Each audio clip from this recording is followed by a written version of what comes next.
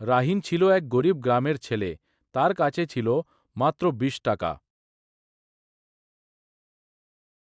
বাজারে যাওয়ার পথে এক বৃদ্ধ ভিক্ষুক তাকে বলল, বাবা ২ দিন ধরে কিছু খাইনি।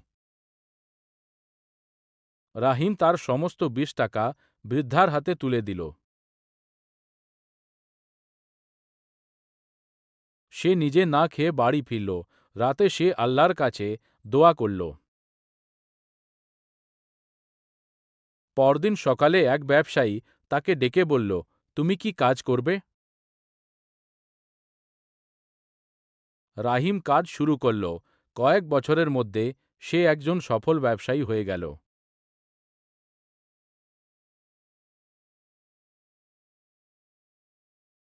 সে জানতে পারল সেই বৃদ্ধ আসলে ধনী ব্যক্তি ছিলেন, যিনি মানুষের দয়া পরীক্ষা করতেন। রাহিম তখন বুঝল, আল্লাহর পথে করা কোনো ভালো কাজ কখনো নষ্ট হয় না। গল্পটি ভালো লাগলে লাইক, শেয়ার ও সাবস্ক্রাইব করুন। আমিন।